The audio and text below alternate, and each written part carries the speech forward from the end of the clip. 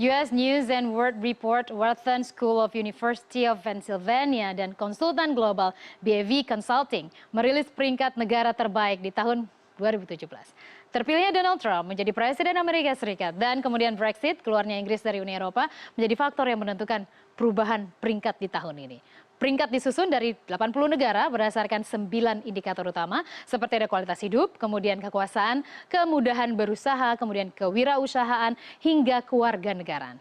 Lantas di mana posisi Indonesia? Saya sajikan lebih lengkap untuk Anda pada sore hari ini. Kita lihat bersama.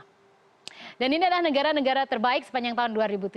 Saya jadi kayak peta buta, saya ingat ketika saya SD harus hafal ini negara yang mana, bendera yang mana. Baik, saya dapat PR, saya coba. Yang peringkat pertama, ini Swiss. Benar saja. Ini adalah Swiss berada pada posisi pertama sebagai negara dengan posisi terbaik di dunia. Apa saja sebenarnya menjadi indikator hal yang patut kita cermati dari survei yang dilakukan kali ini? Ada beberapa indikator peringkat. Yang pertama adalah kewarganegaraan. Jadi kewarganegaraan itu terkait dengan isu hak asasi manusia. Kemudian kita lihat juga ada membuka usaha. Ini adalah open to business. Seberapa mudah ketika seseorang ingin memiliki mata pencaharian selain sebagai pegawai ataupun karyawan, mereka ingin membuka usaha, seberapa mudah mereka bisa membuka usaha tersebut. Birokrasinya seperti apa? Berapa lama izin bisa turun? Berapa yang mereka harus bayar pada pemerintah? Pajaknya seperti apa? Ini ada terkait dengan membuka usaha. Kemudian juga kewirausahaan ada kaitannya juga dengan ini, dan jangan lupa juga ada kualitas hidup di sana. Jadi kualitas hidup itu terkait dengan environment, lingkungan, airnya masih bersih enggak? Kemudian atmosfer ataupun juga udaranya masih bersih enggak? Itu juga menjadi beberapa indikator penting. Dan jangan lupa ini adalah beberapa hal yang juga perlu kita catat. Pertama adalah produk domestik brutonya senilai 701 miliar dolar Amerika, populasi 8,3 juta jiwa. Populasi aja Swiss itu lebih kecil dari Jakarta ya. Jakarta itu 10 juta jiwa loh, dan mereka hanya 8,3 juta jiwa. Jadi membandingkan Indonesia dan Swiss tidak apple to apple. Karena lain challenge-nya, lain struktur pasarnya juga berbeda. Lalu kita lihat bagaimana pendapatan per kapitanya 58.647. Masuk ke negara mana? Masuk ke negara maju. Di atas 12.000 dolar Amerika itu masuk kategori negara maju. Indonesia berapa? Kita baru 4.000 dolar Amerika per tahun per orang. Artinya rata-rata dalam setahun orang itu dapat sekitar 43-45 juta rupiah setahun. Dan kalau negara maju nggak boleh, harus segini. Kalau kita mau naik peringkat, kita mau naik kelas ke negara maju, pemerintah harus bisa menaikkan pendapatan saya per tahun bisa segini, atau bukan saya saja, secara rata-rata, secara agregat, itu menjadi sekian. 12.000 dolar Amerika per tahun. Itu baru masuk negara maju. Dan tidak hanya itu, untuk penilaian kali ini juga dihitung atas dua hal, yaitu PDB, tadi sudah saya sebutkan, kemudian terakhir adalah purchasing power parity. Purchasing power parity itu adalah sebuah indikator ataupun untuk mengukur bagaimana sebuah mata uang itu ketika membeli sebuah produk yang sama, mata uang dengan membeli produk tersebut bisa dibeli juga di beberapa negara lainnya. Dolar pasti lebih bagus ya. Tapi dengan menilai indikator tersebut, kita bisa mendapatkan peringkat bagaimana purchasing power parity-nya layak menempatkan negara tersebut sebagai negara terbaik di dunia. Lalu selanjutnya dari Swiss kita lihat bersama, pada posisi kedua adalah Kanada. Kanada pada posisi kedua, tetangga Amerika Serikat ya, yang pemimpinnya kece banget itu loh. Pasti cewek-cewek tahu ya. Baik, kita lihat indikator peringkatnya yang paling tinggi, kualitas hidupnya di Kanada itu is the best. Kalau Anda ke Kanada, nikmatilah kualitas hidup yang disediakan oleh pemerintah. Karena kita akan sangat menikmati hidup di sana. Lingkungan kanan kiri bersih, ya itu juga merupakan salah satu indikator lain. Kewarganegaraannya juga di sana seperti saya sebutkan, hak asasi manusia, hak hidup, hak untuk memperoleh pendidikan, hak untuk memperoleh kesehatan, itu berada pada posisi keempat. Tapi pada posisi wahidnya adalah kualitas hidup. Lalu bagaimana dengan PDB Kanada? Itu 1,8 triliun dolar Amerika. Kemudian populasinya menjadi 35,9 juta jiwa. Lalu kita lihat pendapatan per kapitanya juga negara maju, 45.602 dolar Amerika per tahun. Dari Kanada posisi kedua, saya ke posisi ketiga adalah Inggris. Inggris berada pada posisi ketiga sebagai negara terbaik di dunia. Agak menarik memang, karena Inggris ini memang sempat juga menjadi galau ketika akhirnya memutuskan keluar dari Uni Eropa. Tapi indikator peringkat menunjukkan kewirausahaan di Inggris itu masih the best, peringkat keempat.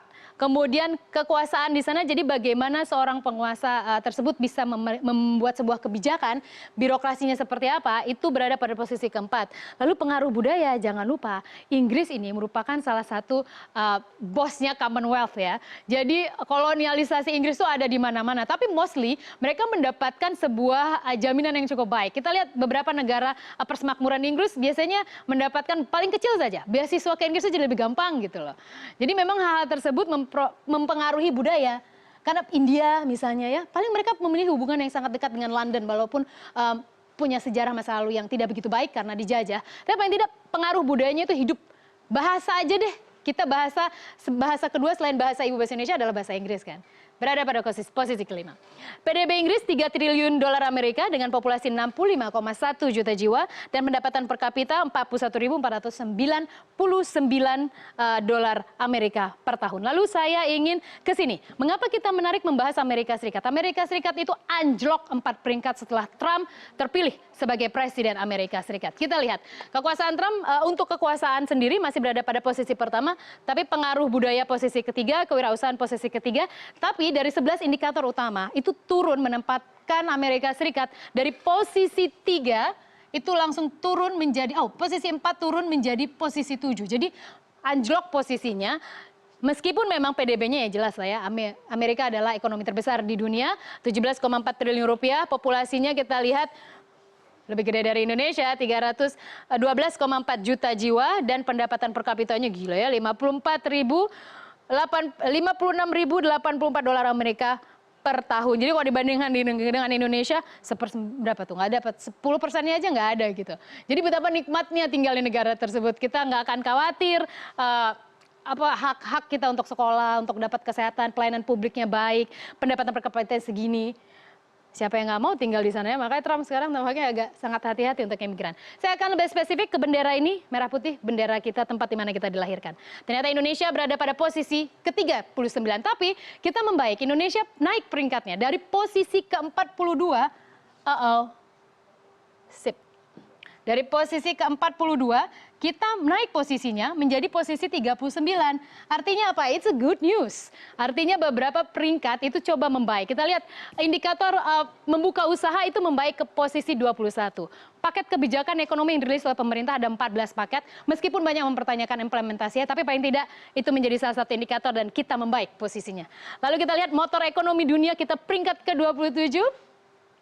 Tinggal bagaimana memanagenya, kemudian kita jangan kehilangan momentum, kita bisa mempertahankan posisi bahkan lebih baik dari saat ini. Kita lihat PDB kita 888,5 miliar dolar Amerika, di total populasi kita 257,6 juta jiwa dan pendapatan per kapita kita 11.149. Oke, Forbes punya hitungan sendiri, tapi rata-rata data terakhir menunjukkan bahwa kita masih sekitar 4 ribuan.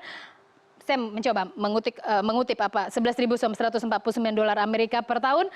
Tapi paling tidak belum 12.000 dolar Amerika per tahun untuk masuk ke kategori negara maju. Tapi ini menjadi sebuah kado istimewa juga di pemerintahan kali ini dan menjelang 2019 hal-hal seperti ini tampaknya akan menjadi dalam tanda petik Eva jualan yang laris manis ya untuk popularitas gitu karena politik tentunya ini ya. Banyak sekali yang baik ya posisinya Eva. Tapi angkanya tentunya tidak dimodifikasi ya supaya untuk jualan komunitas. Kayaknya politik. kalau Forbes agak susah ya. Tapi yang menarik Eva, angka-angka tersebut kita berada pada posisi ke-39.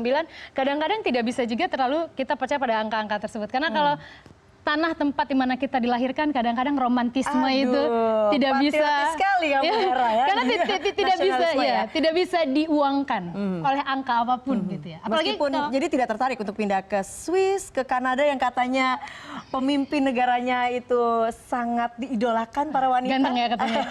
Enggak, tapi saya mengharapkan tempat saya dilahirkan dengan kondisi yang jauh lebih baik dari saat ini. Kita berharap tentunya nanti akan masuk ke 10 besar ya. Harus segera. Dalam waktu dekat.